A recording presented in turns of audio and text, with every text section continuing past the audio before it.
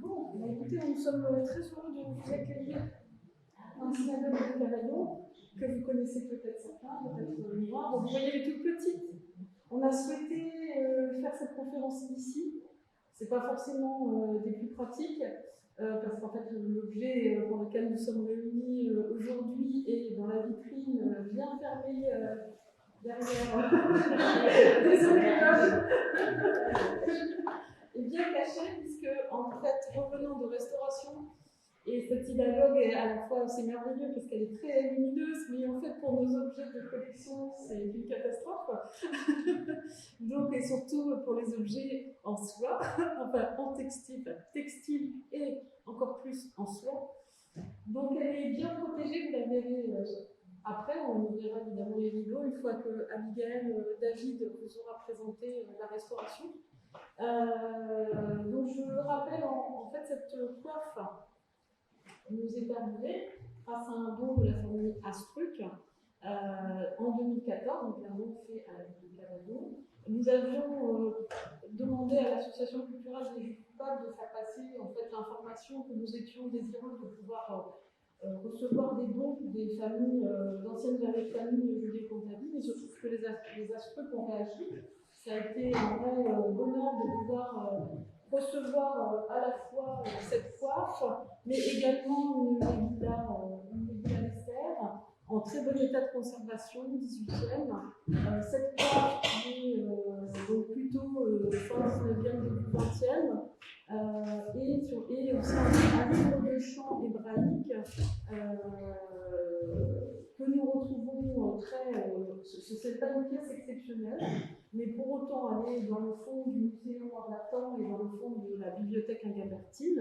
Donc nous avons aussi ce livre de chant hébraïque, judéo-comtadin, dans les collections des musées de Cavaillon. Donc nous en sommes plutôt contents. Et d'ailleurs, le conservatoire de musique de Cavaillon s'était inspiré des partitions de cet ouvrage pour plusieurs événements dans la synagogue, notamment la nuit des musiques. Donc ils sont puisés en fait dans le répertoire pour pouvoir faire travailler les élèves du conservatoire et proposer donc, des pièces musicales dans la synagogue à plusieurs reprises. Voilà, donc nous l'avons déjà. Celui, vous verrez, ils sont dans les vitrines. Le livre de chant hébraïque est à droite. La Megillah d'Esther est à gauche, derrière vous. Vous aurez l'occasion, on enlèvera des chaises et ça vous permettra d'être tranquille et de pouvoir regarder tous les objets et surtout la coiffe de façon beaucoup plus approfondie une fois qu'Abigail David vous aura bien présenté le travail minutieux et long qui a été effectué sur cette coiffe, puisqu'elle l'a récupérée en février de cette année et elle nous l'a ramenée vendredi in extremis pour que vous puissiez en bénéficier là en bas et qu'on puisse l'exposer pour la journée du patrimoine.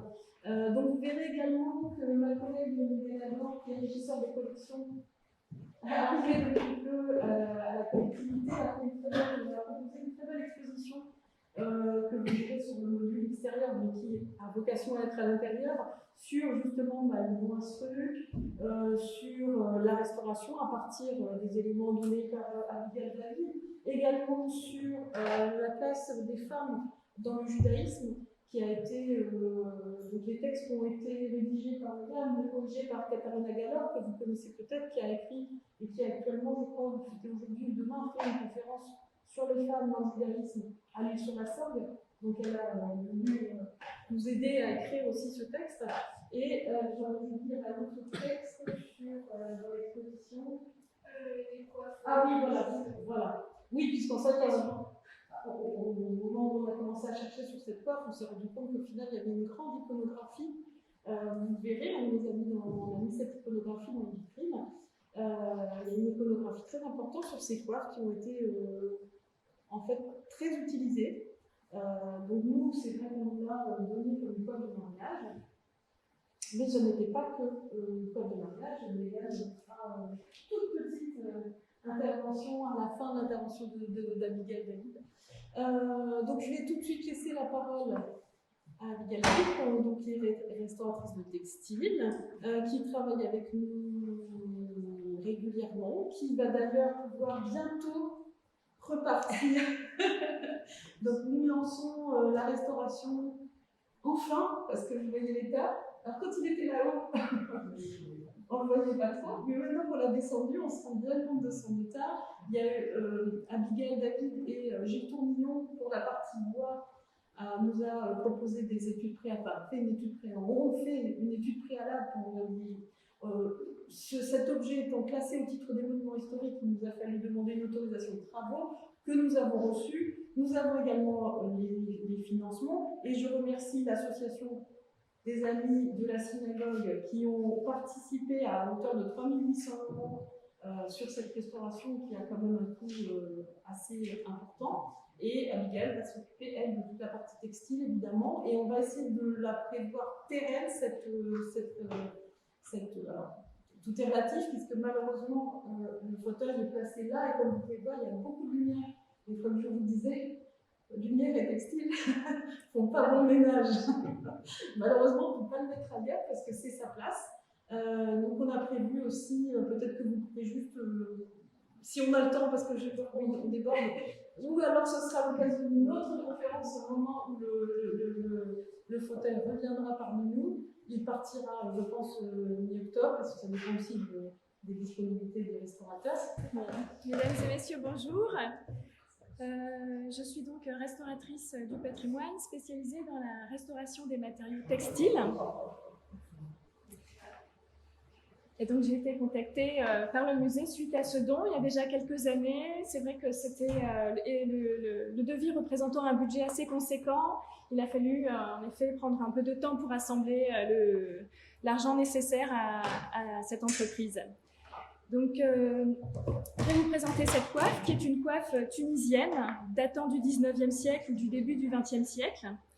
C'est un objet particulièrement précieux de par la richesse des matériaux qui le composent, les techniques employées dans son décor et le fait que l'objet semble complet.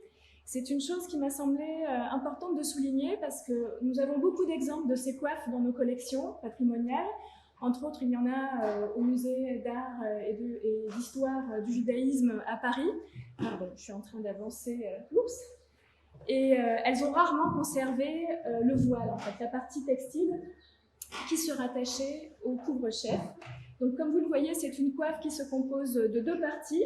On a cette partie ici qui est le calot, en fait, qui se pose sur la tête, qui est le couvre-chef, et ce que moi j'appelle le voile, donc cette partie textile qui se divise en trois pans.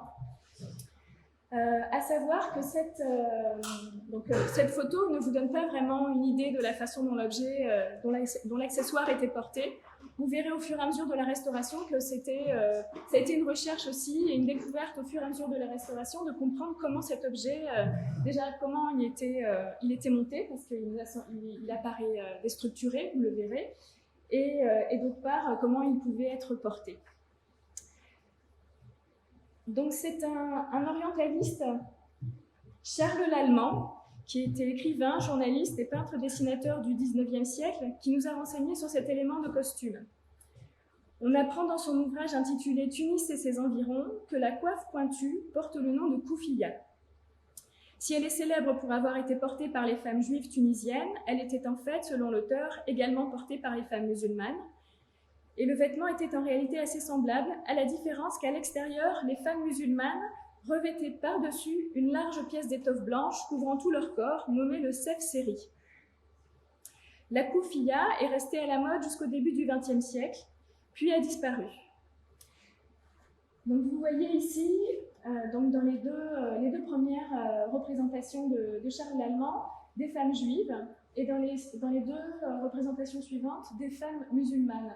Et donc on voit que le costume en effet est très similaire. Donc les femmes tunisiennes portaient des pantalons, par-dessus une grande tunique, une large tunique, et ce chapeau pointu à l'arrière de la tête, qui est attaché, on ne sait exactement comment, c'était un peu le mystère à éluder dans le cadre de cette intervention. Les femmes musulmanes, quand elles sortent, elles se revêtent de cette grande étoffe blanche, et elles couvrent leur tête et cette petite coiffe dessous. À savoir que donc cette grande étoffe se nomme Sefseri selon cet orientaliste du 19e à Tunis, et que dans d'autres pays, notamment en Algérie, il va prendre le nom de haïk. Et donc l'allemand nous donne une description du costume des femmes de Tunis, à savoir que c'est vraiment un costume propre aux femmes de Tunis. Dans les autres régions de Tunisie, le costume pouvait varier. Il dit « Le costume est étrange. La coiffure d'abord surprend. C'est un petit cône pointu, noir ou brun, brodé d'or, qui rappelle quelque peu la coiffure légendaire d'Isabeau de Bavière. Ce bonnet pointu est retenu autour de la tête par un ruban noir qui cache les cheveux, dont une petite bande seulement apparaît sur l'un des côtés du front. Ce ruban, à son tour, est à peu près caché par une pièce d'étoffe rayée, blanche ou de couleur vive, qui retombe sur le dos comme un petit manteau. C'est le haïk. Le haïk est retenu par un foulard qui est noué autour de la tête, dont les bouts retombent flottant par derrière. Donc il apparaît il apparaît que cette partie textile donc pourrait être ce que Charles Lallemand appelle le haïk. Il reste à découvrir comment cette coiffe pouvait se nouer autour de la tête.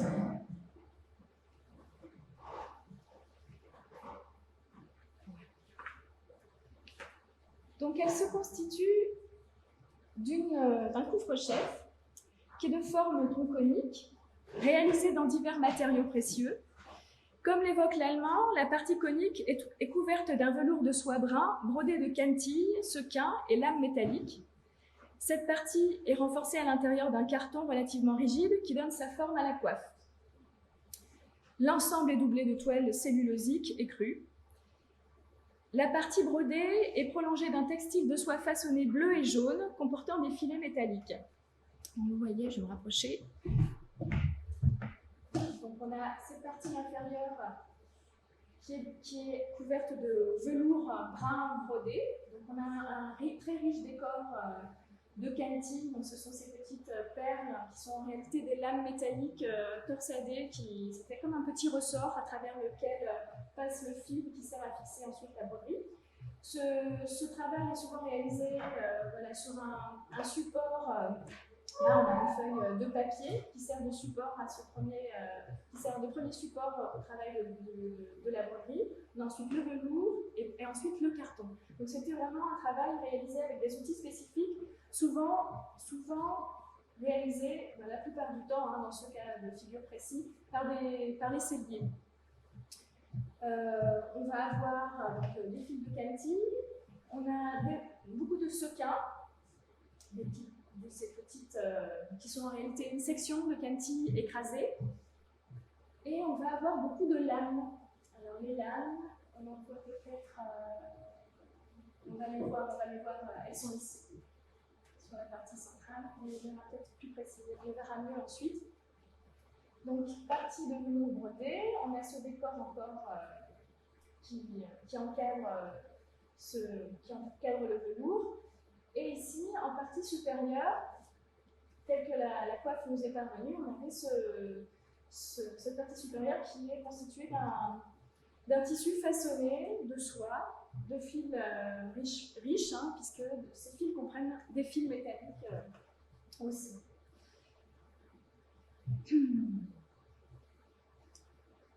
Cette soie façonnée, elle est bordée ici sur un seul pan d'un petit galon de laine métallique. Ce n'est pas le cas de l'autre côté. Donc les pans, ce que j'ai appelé le voile, quant à lui, est réalisé dans 2 pièces de taffetas de soie jaune, prenant en sandwich une toile cellulosique de renfort. Donc cette partie a la particularité d'être double face. Donc on a vraiment exactement la même chose sur la face interne qui tombe sur le dos et la face externe que l'on voit à l'extérieur quand la femme est de dos. Donc l'ensemble de ces textiles, donc ces 2 soies et la toile de renfort intérieure, est solidarisé par un décor de lames brodées. Ce décor se présente sous la forme d'un semis de losange dans le champ du textile, organisé en ligne horizontale. Donc on a des lignes qui alternent 3 losanges, 4 losanges, 3 losanges, 4 losanges. qui peut-être pourrait évoquer ce tissu rayé dont parlait l'allemand. Et chaque pan est bordé d'un motif denté renforcé de 3 lignes de lames supplémentaires. L'échancrure des pans est particulièrement travaillée, comme vous pouvez le voir sur cette photo ici au centre. Et donc on peut observer là sur ce détail cette petite bordure dentée qui est encore soulignée de 3 rangs de lames. Cette petite ligne dentée termine la coiffe en partie inférieure.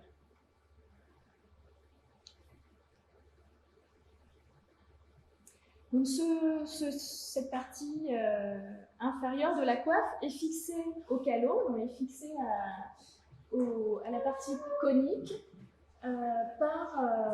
par couture ici, à grands points, sur le bord de la partie conique.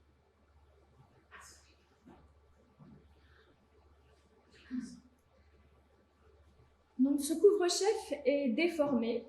La coiffe est pliée en deux et nous est vraiment parvenue comme un livre, hein, plié comme un livre, tout à fait écrasé, avec un pli médian sur le devant, particulièrement marqué. Et le tissu façonné, donc en partie supérieure, est très usé, effiloché. Il présente des lacunes importantes, notamment sur un des côtés, comme vous pouvez le voir ici. Là, le tissu a pratiquement disparu. Les bords supérieurs, donc ici, là, d'un côté comme de l'autre, on le voit bien, sont effilochés, ne sont pas arrêtés. Le tissu s'effiloche complètement.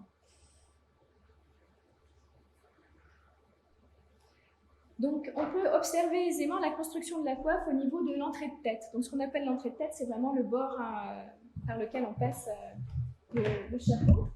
Donc, ici, on est ici à l'entrée de tête. Et on voit très bien de quoi est constituée la coiffe à cet endroit-là. On peut y observer le carton intérieur. Et donc, on voit très bien ici dans quel état se trouve ce carton. Donc, il est délaminé. Les tissus qui s'y fixent sont décousus. S'ouvrent, s'effilochent eux aussi et sont parfois lacunaires, comme c'est le cas pour le velours, ici à l'entrée de tête. On le verra un petit peu plus loin.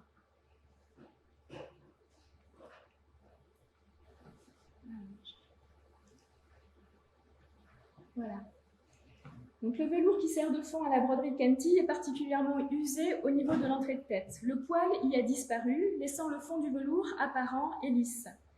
Des gros points de reprise au fil noir permettent de le plaquer dans cette zone où il est parfois déchiré et lacunaire. Donc on le voit assez bien ici. On voit ces gros points ici un peu grossiers réalisés au fil noir. On se rend compte donc que le poil du velours a disparu. Donc, il est encore présent dans les creux du décor brodé. Et on s'aperçoit très vite que ce décor brodé, eh bien, voilà, il s'est un petit peu... il a subi des pertes particulièrement importantes dans la partie supérieure. Il y a des fils qui se soulèvent, des lames qui se soulèvent, qui se détachent, et voilà, qui ont parfois complètement disparu.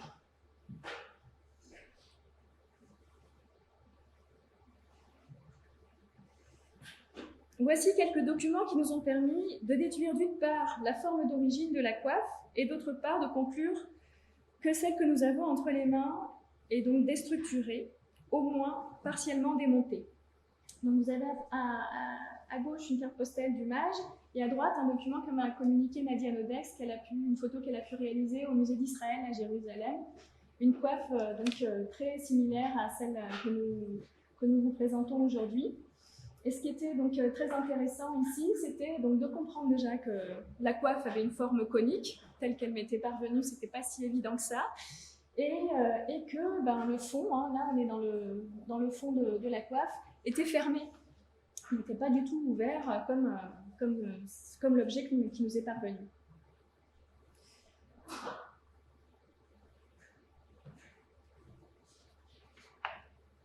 On voit bien ici sur ce document justement que la coiffe et donc entouré d'un autre textile qui en fait le tour, qui est noué ici à l'arrière. On voit qu'il y a quelque chose qui revient dans le cou. Donc il y a vraiment plusieurs superpositions textiles qui viennent fixer cet objet qui en plus est en partie caché. Hein. C'est assez étonnant quand on a un décor aussi riche d'en cacher une partie, mais c'est justement le luxe de la chose à mon avis. Donc notre coiffe, le fond de notre coiffe est donc complètement ouvert, probablement le long d'une couture médiane qui permettait de poser à cheval sur chaque pan le galon de lame métallique subsistant. Donc, je vous l'ai signalé tout à l'heure, on a un petit galon de lame ici qui devait en fait se situer ici au centre et fermer les deux pans de la coiffe. Et c'est vrai que quand on rapproche ces deux pans, enfin la coiffe on va vers la forme conique recherchée. On n'y est pas encore tout à fait parce qu'elle est vraiment très triangulaire à ce stade, étant donné que le pli médian est très marqué.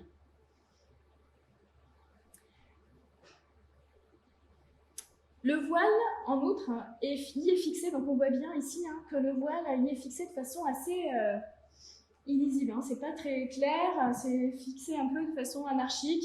On a vu tout à l'heure les points de couture qui permettaient de solidariser les éléments, qui sont des points très grossiers, des gros points très longs, pas très bien faits.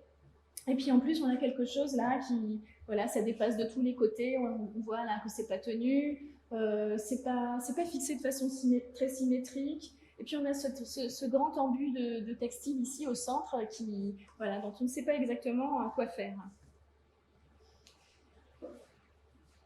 Donc le haut du voile présente de nombreux plis qui pourraient nous aiguiller justement sur le montage initial. Ces plis sont marqués, parfois fendus. Et cette zone présente de nombreuses taches colorées, migration de colorants non déterminés, certainement en lien avec l'usage et la façon de porter la coiffe. Donc nous avons vu que d'autres textiles étaient enroulés autour de la couffiya et autour du cou. Et c'est peut-être les colorants d'un de ces textiles qui, au contact de l'humidité, en l'occurrence de la transpiration, auraient pu dégorger. Donc, je ne sais pas si vous percevez sur la diapositive les taches rouges qu'on a dans la partie supérieure. Ici, entre autres, et toute la partie centrale était cachée. On en a un petit peu à plusieurs endroits. C'est rouge, rose.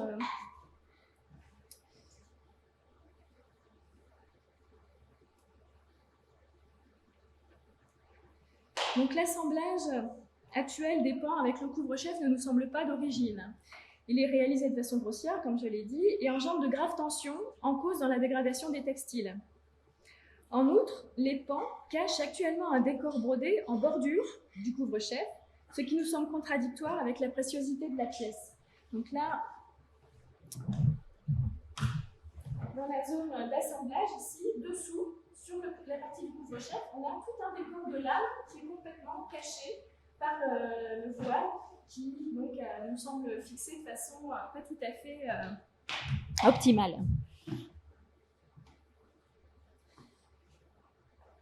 Il s'agit donc certainement d'un remaniement qui aurait eu lieu au cours de la vie et de l'emploi de l'accessoire. Cette pièce a de toute évidence eu un usage prolongé. Son état nous le révèle clairement. Si elle était peut-être réalisée et portée à l'occasion d'un mariage, elle aura certainement servi toute une vie, lors de festivités par exemple, ou d'occasions particulières, et aura encore pu être transmise et portée sur plusieurs générations. Si l'assemblage des deux éléments semble avoir été plusieurs fois remanié, les pans, quant à eux, ne sont pas réparés ou reprisés. Certes très dégradés, ils restent homogènes dans leur structure. Afin de permettre une consolidation optimale et d'éviter de les manipuler de façon intempestive pour les besoins de l'intervention, nous avons choisi très tôt de désolidariser les deux parties. Donc le taffetas de soie est très altéré. Il présente des taches colorées rouges que nous avons évoquées précédemment, mais aussi de nombreuses taches vertes. Ces taches sont la conséquence de l'oxydation des lames de laiton brodées. Les produits de corrosion du cuivre se sont reportés sur la soie, en particulier dans les plis. Donc il y avait vraiment, comme vous pouvez le percevoir, de nombreux plis dans la partie supérieure qui rapprochaient ici, par exemple, on a un pli là, et on a en face de ce motif brodé un transfert de la forme du losange vert. Et ça se reproduit un petit peu sur dans tous les plis qu'il y avait ici dans la partie supérieure.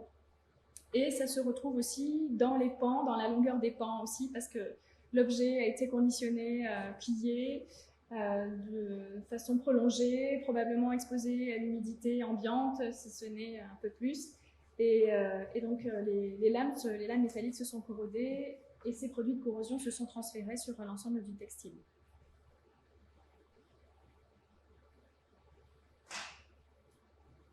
Donc cette zone supérieure ici, donc, je vous ai parlé des taches rouges, des taches grises, des taches vertes, pardon, elle est aussi très grise. Hein. La partie supérieure est très encrassée, on peut dire, ce qui témoigne encore justement des manipulations qui ont été nécessaires probablement, qui se sont répétées pour pouvoir installer ce voile sur la coiffe.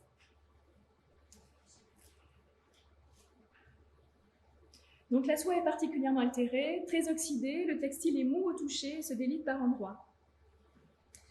On observe de nombreuses fentes, des déchirures, des trous et des lacunes. Les montages consécutifs de la coiffe sont en cause, son usage certes, mais aussi l'on peut aussi incriminer donc, le stockage inadapté de l'objet. À cela s'ajoutent des facteurs d'altération inhérents à la technologie de l'objet.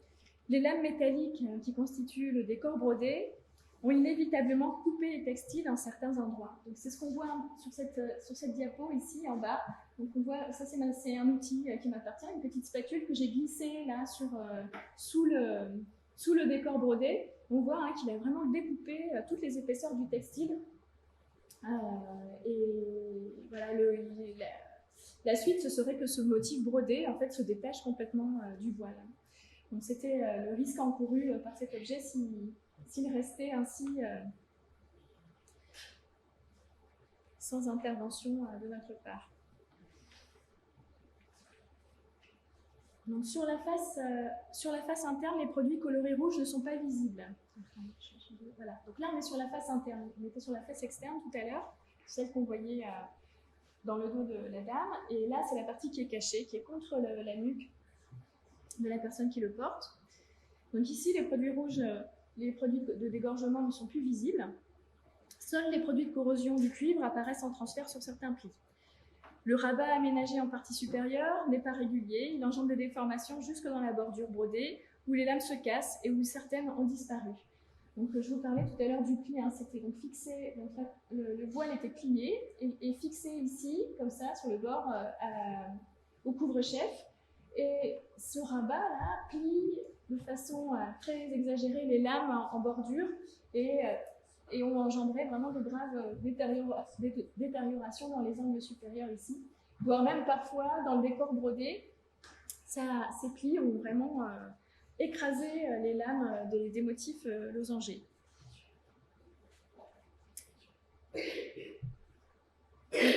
On voit ici en partie sur la diapositive du bas, on voit un petit peu hein, les lacunes.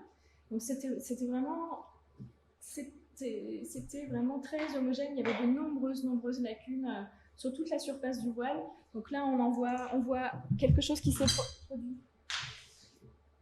À la suite, on voit clairement le pli dans le textile, et c'est clairement suite à ce pli que la soie s'est altérée. Un pli, c'est vraiment voué à devenir une fente, et une fente vouée à devenir une lacune. Et donc ça, c'est vraiment ce qu'on va observer autant dans le sens horizontal que dans le sens vertical. Ici, vous avez encore un autre pli qui s'est altéré là, sans parler donc de toutes les lacunes qui ont pu se produire en bordure des décors brodés.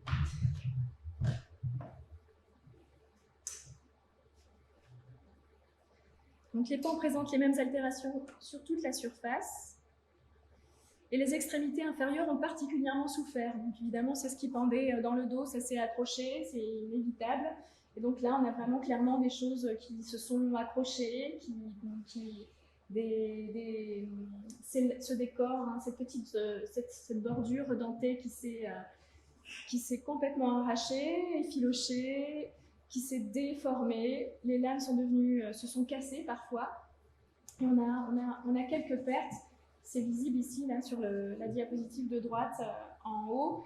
On a un angle qui a disparu.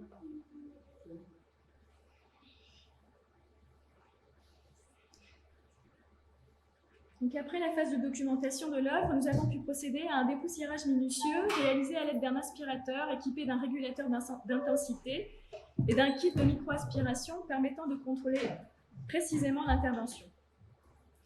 D'autre part, afin de ne pas emporter d'éléments qui auraient pu se détacher, l'aspiration a été réalisée à travers un fin tube de polyamide. Donc c'est une interface qui permet de ne pas emporter, entre autres, les éléments brodés qui auraient été susceptibles de se détacher.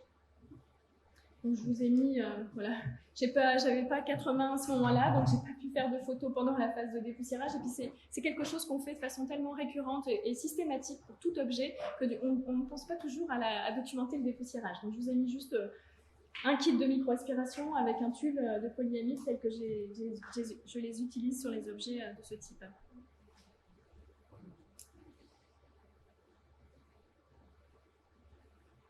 Une fois dépoussiérés, les éléments métalliques présentant des produits de corrosion ont été dégagés grâce à une action mécanique très douce, réalisée à l'aide d'une pointe en bois émoussé. Donc c'est vraiment une opération, voilà, le dégagement de la corrosion, ça se fait vraiment au cas par cas, zone par zone, avec un petit bâtonnet en bois pour ne pas rayer les surfaces métalliques. Je n'ai pas utilisé de fibre de verre, comme ça peut être le cas quand on a vraiment des gros dépôts de corrosion, des rouilles. Là, on n'en était pas là, on avait souvent comme des repousses grasses qu'on peut observer dans les cuirs. Là, ce n'était pas des repousses grasses, mais on avait ces petits produits de corrosion vert qui s'en allaient assez facilement sur la partie métallique. Du moins, ils ont irréversiblement taché le textile, malheureusement. Une fois que cette opération a été réalisée, j'ai pu dégraisser les éléments métalliques à l'aide d'éthanol, à l'aide d'un bâtonnet ouaté. Ces opérations de nettoyage terminées, le voile a été remis en forme. Il avait donc besoin d'être mis à plat, et pour éliminer les plis et les déformations, il fut légèrement humidifié à travers une membrane de Gore-Tex. Donc là, c'est vraiment une humidification très légère, très progressive, qui se fait à travers une membrane, c'est très contrôlé. On surveille, une fois qu'on a posé la membrane humidifiée, vous connaissez peut-être le principe du Gore-Tex, c'est que l'humidité ne passe que dans un sens. Donc il n'y a pas de danger de créer des taches, des auréoles. C'est vraiment comme de la vapeur d'eau qui passe à travers la membrane et qui vient assouplir le textile. Donc c'est très léger, ça se fait en plusieurs fois. Donc une fois qu'on sent que le tissu s'est humidifié, on va essayer de le déployer, de le déplier et de le mettre à plat. On va apporter des poids, des plaques de verre. Donc ici vous voyez voilà, les plaques de verre que je peux utiliser.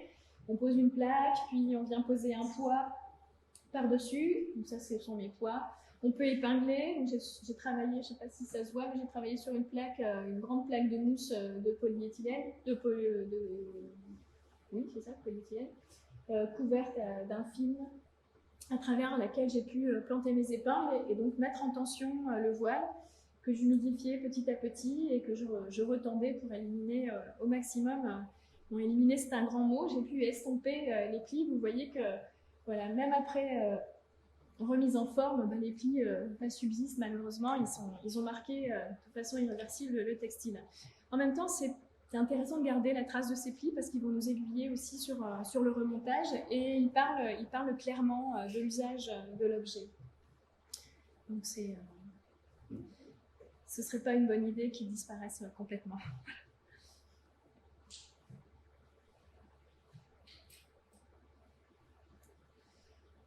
Donc, le décor des lames métalliques a quant à lui été redressé ou repositionné à la pince. L'opération a dû être répétée plusieurs fois, à plusieurs reprises, afin d'obtenir un résultat satisfaisant. À savoir que les plis, s'ils ont été sérieusement ouverts et amoindris, subsistent à l'état de trace et restent lisibles dans les textiles marqués de façon irréversible.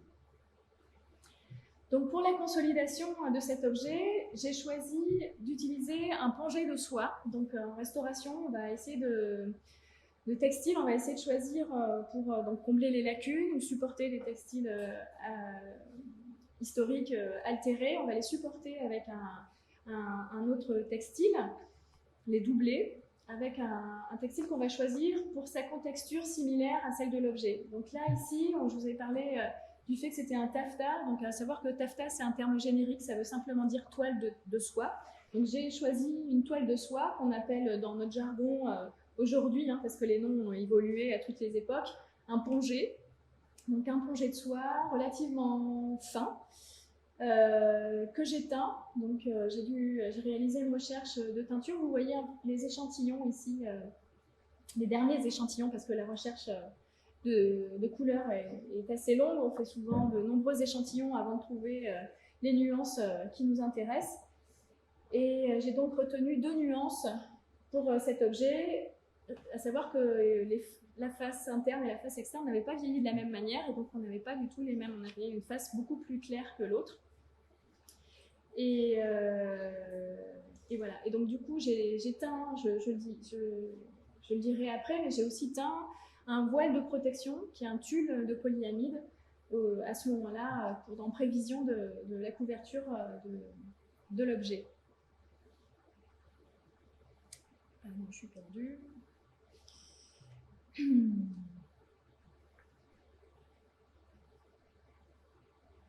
Voilà, il faut savoir aussi que, comme vous pouvez le voir en partie supérieure, là, le voile présente de nombreuses nuances de jaune. Donc il fallait vraiment choisir une nuance qui s'adapterait à l'ensemble. C'était pas possible de teindre autant de supports qu'il y avait de nuances sur le voile. Donc il a fallu faire un choix à un moment qui s'harmonisait avec l'ensemble, mais voilà, ça passe pas forcément parfaitement sur chaque lacune. Donc, la couture supérieure du voile a été ouverte afin d'offrir un accès sur l'envers des soies et d'y introduire un large support dans cette zone particulièrement sollicitée mécaniquement et consécutivement altérée comme nous l'avons vu. Donc, le décor brodé, solidarisant toutes les strates constitutives de l'objet, fut une réelle contrainte car il dut être contourné. Donc c'est ce qu'on voit un petit peu, c'est ce qu'on voit ici sur cette diapo, c'est que comme ce décor prenait vraiment toutes les strates constitutives de l'objet, je ne pouvais pas introduire simplement un textile dessous. Il fallait vraiment que je contourne le décor de l'âme. Donc là on est sur la face externe et j'ai dû relever à chaque fois le motif de mon support. Donc sur un film de polyéthylène souple que j'épinglais sur l'objet, je faisais avec un feutre permanent le tracé de la zone à couvrir. Donc là en fait vous avez mon polyéthylène par-dessus. Ensuite ça me permettait de faire le patron de la pièce de pongé à découper. Donc je posais ensuite ma pièce de polyéthylène sur le pongé, je découpais l'ensemble. Puis j'éliminais mon polyéthylène et je pouvais donc ensuite introduire cette pièce ici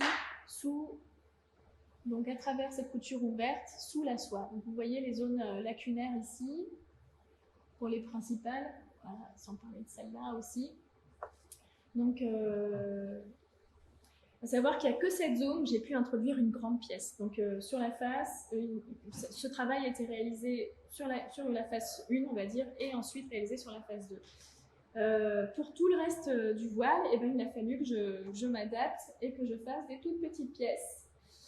Donc j'ai relevé le motif de chaque lacune de ce voile, voilà, il faut savoir qu'elles sont très nombreuses. Donc vous voyez bien le processus ici sur cette diapo, donc avant intervention. Là, j'ai posé mon polyane, donc il est déjà découpé, j'ai fait ma photo un peu en retard. Donc vous voyez mon polyane découpé en haut, puis la pièce de pongé en bas, la pièce de pongé déposée à l'endroit où elle va s'insérer, et puis ensuite la pièce sur la dernière diapo, ici la pièce de pongé introduite par la lacune. Donc en fait, je me suis introduite par les trous et par les lacunes, et seules les lacunes offrant un accès suffisant ont pu être consolidées. C'est-à-dire qu'il y a des petits trous qui restent, qui ne sont pas comblés, mais il aurait été plus dangereux d'essayer d'y introduire quelque chose que de ne pas intervenir.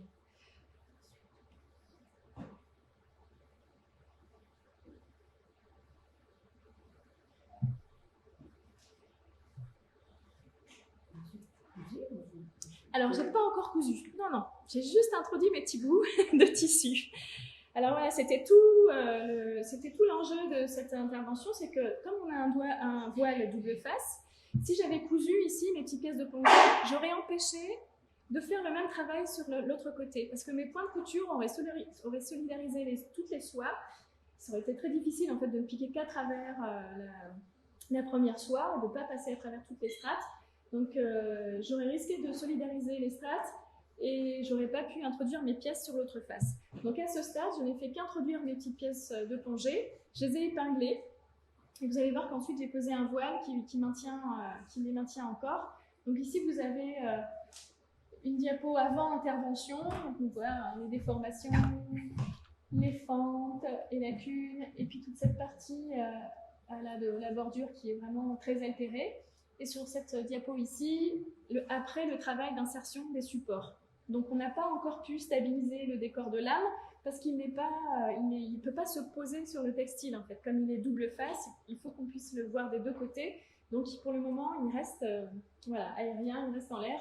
Il sera stabilisé dans un second temps qui arrive. Et donc la seconde phase, en réalité, c'est le travail sur le voile de protection. Moi, je vais pas l'appeler voile parce qu'on va confondre les termes. Donc c'est ce que nous on appelle voile de protection. Là en l'occurrence, j'ai choisi un tulle de polyamide qui est très fin. C'est un tulle thermolié qui est fait exprès pour la conservation des textiles.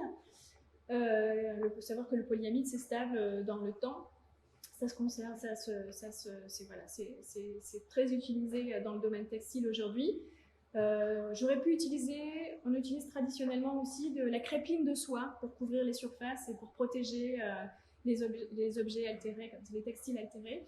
La crépine de soie ici aurait vraiment formé un voile trop opaque et aurait voilé tout le sentiment du décor métallique. Donc j'ai préféré le tulle qui offre un réseau beaucoup plus large, qui laisse donc percevoir davantage les jeux de matière présents dans le voile. Et malheureusement, ce tulle, comme on a quand même un objet qui est bicolore, entre guillemets, métal, textile, il restait quand même très visible sur les parties métalliques. Donc on voit bien le réseau du tulle ici.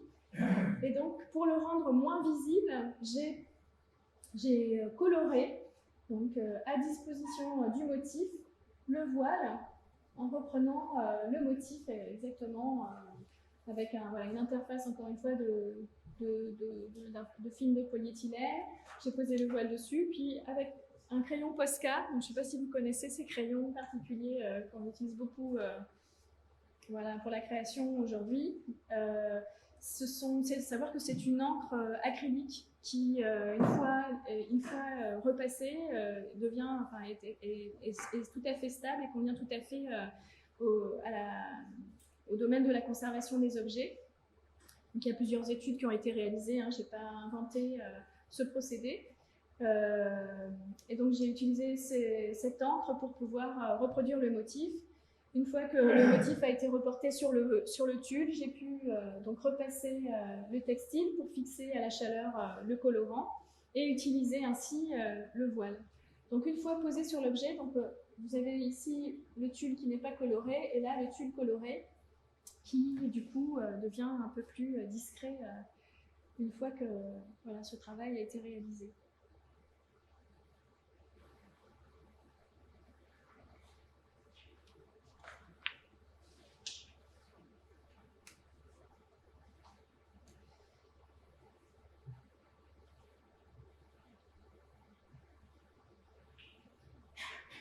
Donc le tulle fut découpé puis fixé en bordure du motif par un point de feston réalisé au fil d'ensin debout. Donc ça, c'est vraiment des fils qu'on utilise en restauration, c'est extrêmement fin, c'est à l'épaisseur d'un cheveu. Ces fils étaient aussi teints par mes soins, comme j'ai pu teindre tous les supports et tous les textiles de restauration. Puis le voile fut retourné et traité de la même manière sur la face interne. Donc le tulle étant étendu dans les zones de bordure lacunaire, celui de la face externe a servi de support sur lequel recoucher les lames du décor subsistant. Donc ici on voit bien, là on est en partie supérieure du voile, donc là c'est avant intervention. Ici c'est quand j'ai retourné l'objet, donc là on a le voile qui sert de support au refixage du décor. Donc là vous voyez qu'il y a beaucoup d'épingles, c'est des épingles d'entomologie qui sont des épingles très fines, qui permettent de ne pas trop altérer les textiles que l'on perce de ces épingles. J'ai pu ainsi plaquer le décor de lame, réorganiser un petit peu tout ça et réaliser des points de couture à ce moment-là. quand même, de quelques points de couture. Puis, au moment où j'ai posé le voile sur la deuxième face à son tour, eh bien, j'ai pu vraiment solidariser toutes ces strates textiles et maintenir l'ensemble comme un sandwich, en fait. Donc, vous avez à gauche l'objet retourné. J'ai comblé aussi en partie supérieure. Je ne me suis pas tout de suite posé la question, c'était une question que je me suis posée ensuite, du comblement de la lacune. Comme j'étais dans le pongé jaune, j'ai comblé cette partie avec du pongé, j'ai prolongé ma pièce. C'est pas le choix que j'ai fait en partie inférieure, parce que savoir que cette partie en fait n'est pas très visible, puisqu'elle est vraiment dans le haut de la coiffe, elle est cousue sous le calot. Dans la partie à l'extrémité des pans, donc vous avez vu qu'il y avait des parties lacunaires, elles ont été traitées différemment. Voilà. Vous voyez ici sur les diapositives du bas, donc on avait ces lacunes là, dans les angles. On a choisi d'insérer une petite pièce. Là, j'ai choisi un lin qui est texturé, qui donnait un peu justement l'idée de la broderie et qui permet de finir correctement l'angle, parce qu'on avait vraiment ce petit bout qui restait. S'il n'y avait pas eu ce petit bout, ou ces deux petits bouts-là, on aurait peut-être pu laisser l'objet lacunaire. Mais là, c'était un peu, visuellement, c'était pas très satisfaisant, surtout pour les pans, pour l'extrémité des pans qui est très visible et le regard se porte assez aisément dans ces parties. Donc on a choisi de combler ici avec un tissu qui évoque donc la broderie.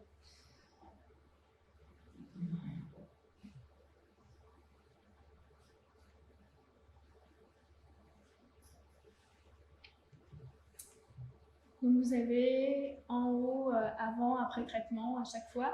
Donc vous voyez en fait ici, j'ai pas encore cousu mon pongé jaune. Tout est épinglé. En fait, toutes mes pièces tiennent par épinglage.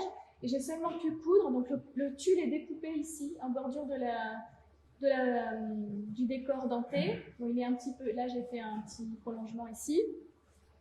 Et il tient ici par une couture réalisée. C'est un point de feston en fait, qui retient le tulle ici en bordure. Et c'est seulement une fois que ce tulle a été posé sur les deux faces que j'ai pu réaliser le travail de couture. Donc le travail de couture a consisté en de nombreuses lignes de points droits, donc toujours réalisées au fil d'un ça. La plupart du temps et le plus possible dans les lacunes pour ne pas piquer à travers le tissu historique déjà très fragilisé. À chaque fois qu'on plante une aiguille dans le tissu ancien, on manque de faire un trou, on est susceptible de faire un trou, de générer une nouvelle altération. Donc du coup, j'ai piqué autant que possible dans les lacunes.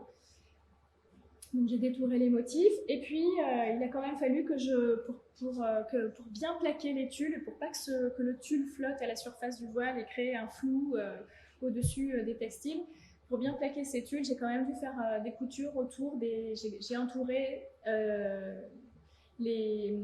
certains motifs losangés, donc il y a plus ou moins un motif sur 4 qui est cousu, donc j'ai fait le tour pour pouvoir plaquer les tulles sur l'ensemble de la surface du voile.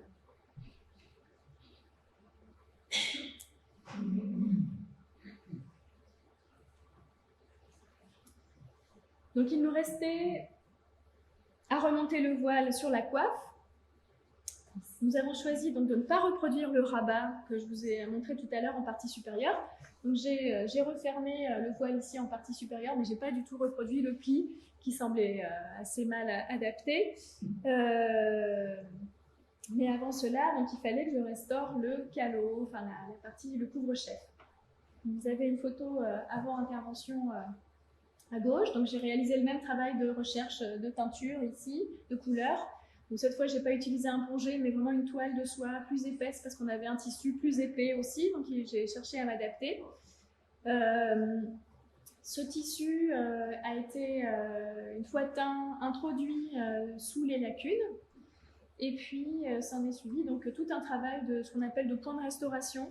Donc on couche, donc les fils du textile subsistant ont été réalignés, maintenus par des épingles, et ensuite on vient lancer ce qu'on appelle un point en broderie, on appelle ça des points de Boulogne.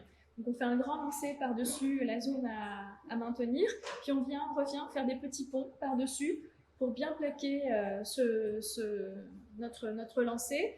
Ça permet vraiment de fixer de façon optimale les fibres. Après, il faut bien placer ces petits ponts.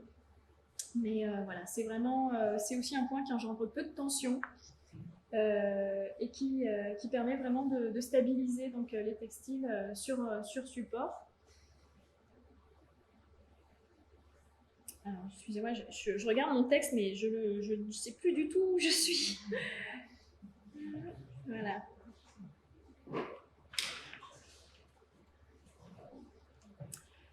Donc, à savoir que j'ai à nouveau utilisé un tulle ici, parce qu'une fois ce travail de couture réalisé, ça nous semblait toujours fragile, en fait, parce que le façonné a tellement souffert qu'on a voulu encore protéger, enfin que j'ai choisi de protéger encore la surface. Donc, j'ai à nouveau teint un tulle qui couvre pas intégralement, disons que, donc là, je pense que là, je me souviens plus exactement, mais il doit couvrir intégralement ici la zone lacunaire, et ici j'ai couvert juste le bord inférieur qui était la partie la plus abîmée.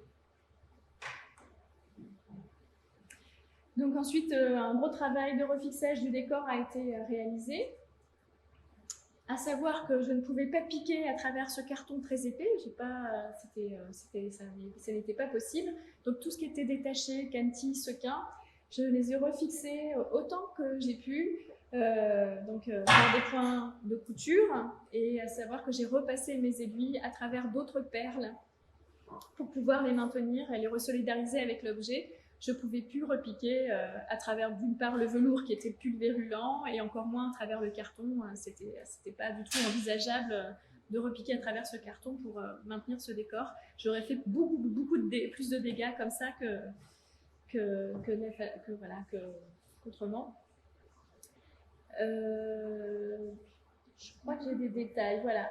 Donc on voit ici, j'utilise ici une aiguille pour enfiler les perles. C'est une aiguille très fine, très longue, que je repassais dans un pli de la lame là, pour recoucher en fait toutes ces lames qui étaient en grande partie soulevées, déformées. Donc il a fallu d'abord que je les reforme avec une petite pince, puis que je les refixe en introduisant dans la lame, à savoir que quelques lames ont inévitablement cassé pendant le travail. C'est un risque à prendre, c'est pas toujours satisfaisant, mais on fait de notre mieux. Pour tout ce qui était sequin, donc là, ici, Canty, il y a eu beaucoup de choses de refixer aussi, et cela reste toujours très fragile. Voilà, c'est intéressant de voir là le revers de l'objet, où on voit justement tous ces fils de fixation du décor. On peut relire presque le décor sur l'envers. Il a fallu aussi donc, que j'arrête un peu tous ces bords effilochés, que ce soit ici en partie supérieure, là sur les côtés, en partie inférieure. Donc à cette occasion, j'ai pu découvrir un petit galon subsistant ici. Je ne sais pas si vous le voyez très bien, on a un petit galon façonné qui devait border la coiffe, qui était un décor supplémentaire qui aujourd'hui en grande partie disparu, qui est difficile à réinterpréter. Donc on l'a laissé là où il était, il est protégé, il existe toujours, il peut toujours être identifié et il pourra toujours servir à documenter l'objet. Et donc ici, j'ai réalisé un petit point de feston tout en bordure de l'entrée de tête. Tous les textiles donc, de l'envers ont été replaqués et refixés à l'aide de points de couture.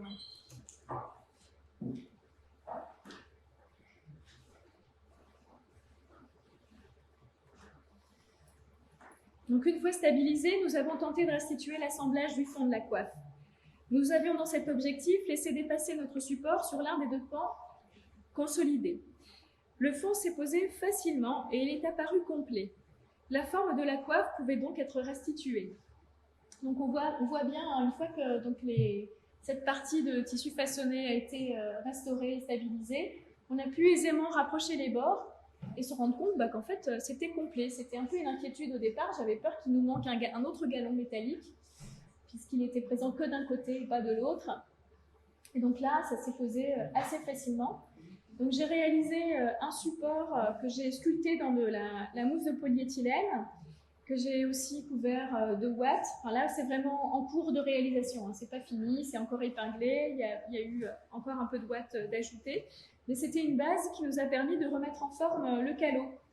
Donc on a pu humidifier, j'ai pu humidifier donc, la partie rigide de la coiffe par l'intérieur avec toujours ce système de membrane de Gore-Tex. Et une fois humidifié, donc là ça a pris un peu plus de temps encore que pour les textiles parce que comme on avait ce carton, c'était très long à humidifier. Et une fois que cette partie a été humidifiée, elle a pu être moulée sur mon support. Contrainte, donc là vous voyez qu'il y a des poids un peu tout autour de la coiffe qui permettent de plaquer le calot sur le support. Et vous voyez ici en partie inférieure qu'une fois ce travail réalisé, et bien, la coiffe a retrouvé un bel arrondi en fait, hein, ici sur le devant. C'était vraiment complètement angulaire. Et là on a pu refaire un petit arrondi ici.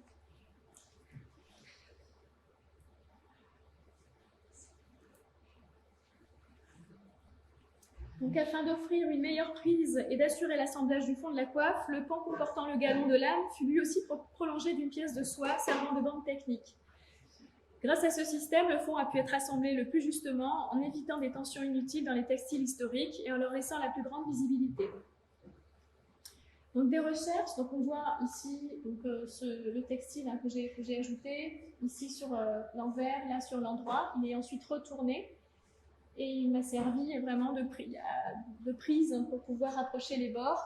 Et on voit ici mon aiguille et mon fil. Donc j'ai utilisé un fil de soie mercerisé et une aiguille. On travaille beaucoup en restauration avec des aiguilles courbes. C'est des aiguilles qu'on trouve, qu'on utilise en chirurgie optique et qui permettent de ne pas avoir à passer de notre main, une deuxième main dessous le travail. En fait, on peut travailler avec à plat. Avec un retour de l'aiguille automatique sur la face. Et donc, on n'a pas besoin de manipuler l'objet de façon intempestive avec ce système.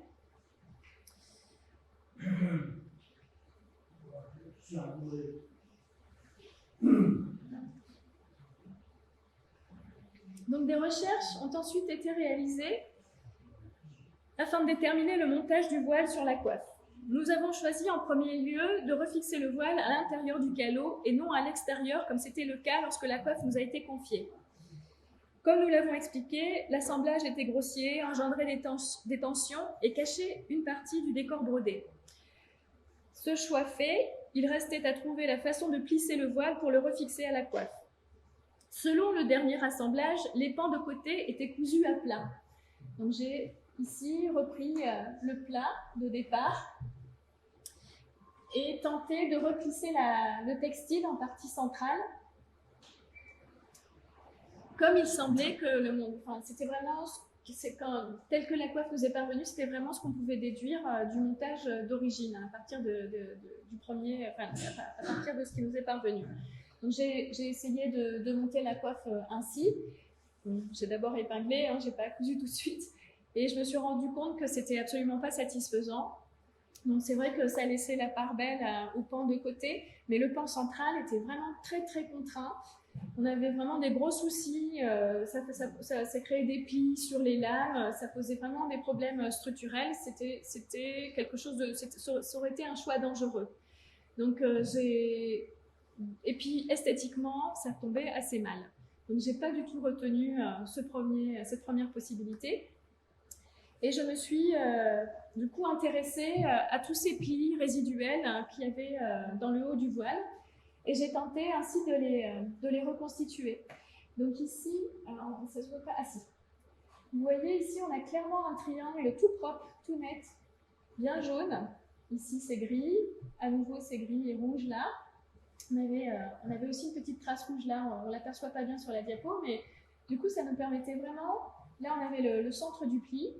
L'arête du pli, là. Et donc là, vous avez le tissu. J'ai reproduit le pli tel qu'il était à l'origine, à partir donc, de ces traces.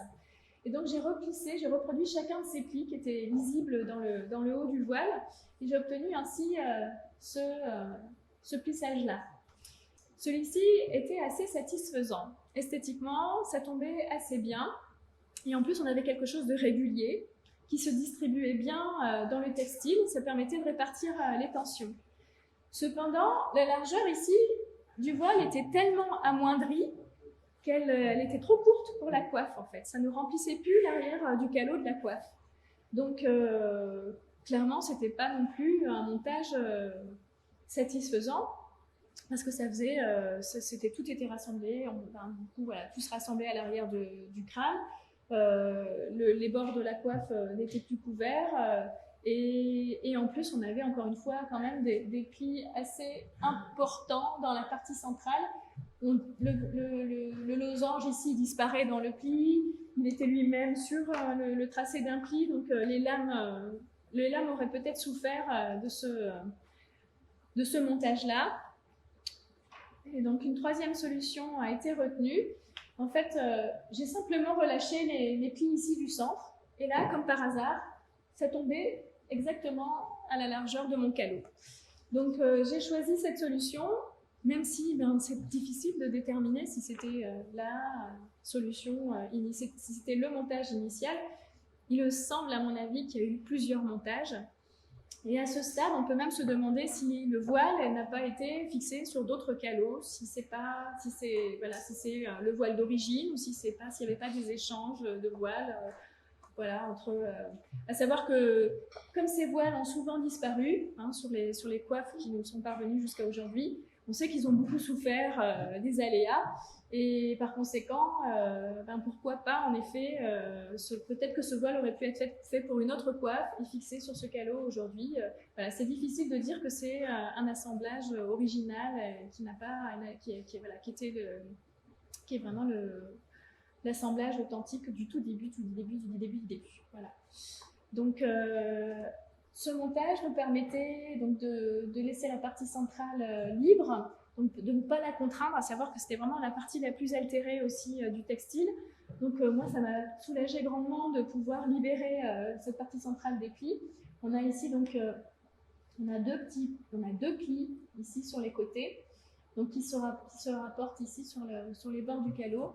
Et ça fait quand la coiffe se présente de dos, ça se distribue bien en fait, et ça s'étale bien dans le dos. Voilà donc l'objet avant intervention et après intervention. Je vais vous montrer quelques vues avant-après. Donc là, c'était la zone d'assemblage. Donc là, on a le calot, le couvre-chef.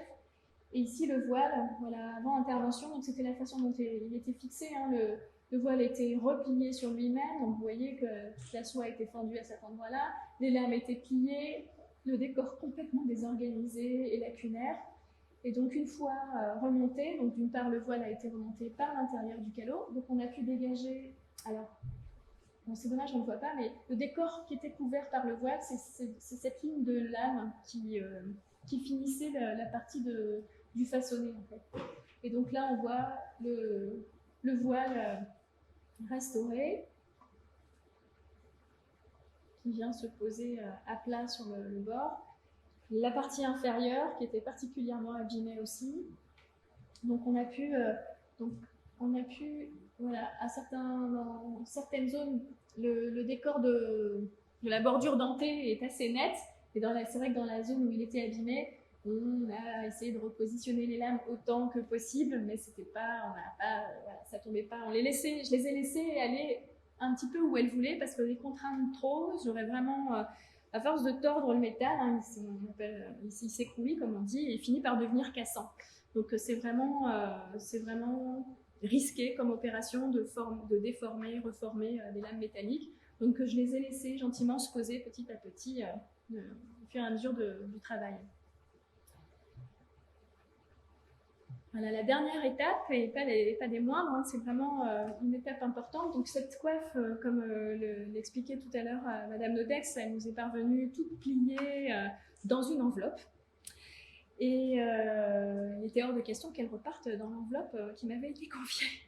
Donc du coup, j'ai réalisé d'une part un conditionnement, donc dans des matériaux qui sont des matériaux qu'on utilise dans le domaine de la conservation, qui sont réputés stables dans le temps, qui ne dégagent pas de produits en vieillissant, comme du formaldéhyde. Souvent, on utilise des mousses de polyuréthane ou même certains cartons vont dégager des acides et des produits volatiles qui risquent d'entrer en interaction avec les objets et accélérer les processus de dégradation.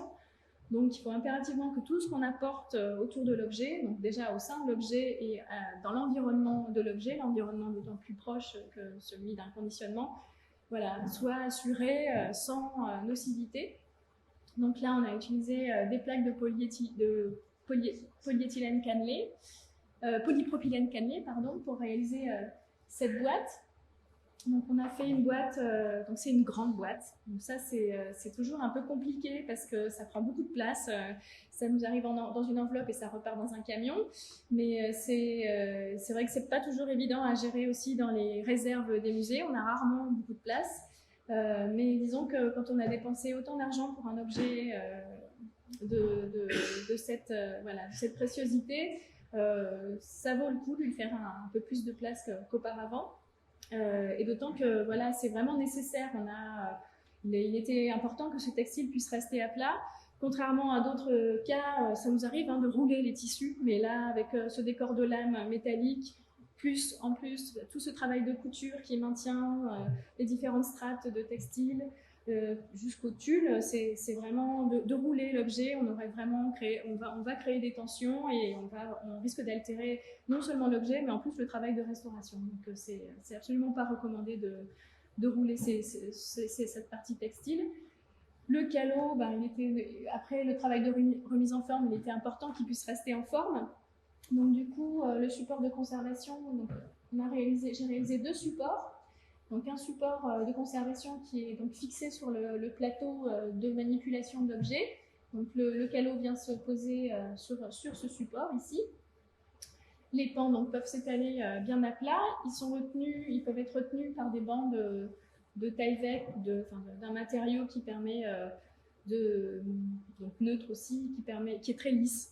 Contrairement à un textile, c'est pas un textile parce qu'un textile aurait tendance à s'accrocher dans les lames métalliques. Donc c'est pour ça que j'ai utilisé ce matériau qui est très lisse, qui est un matériau synthétique, pour caler donc les pans du voile. Et j'ai fabriqué donc à la demande de l'institution un support de présentation. Donc je suis partie d'un support à chapeau, donc c'est un pied en inox dont j'ai coupé la tête et sur laquelle a été soudée une petite plaque de métal, donc on ne la voit pas, mais elle s'insère ici entre deux éléments de mousse sculptée. Une fois que la mousse est sculptée, elle est couverte avec de la ouate de polyester. Et puis le support de présentation a été habillé ici avec un textile brun qui se fond avec le velours brun présent sur la coiffe pour rester le plus discret possible dans la présentation, dans le cadre de la présentation. Et voilà l'objet sur son support après intervention. Et je vous remercie de votre attention.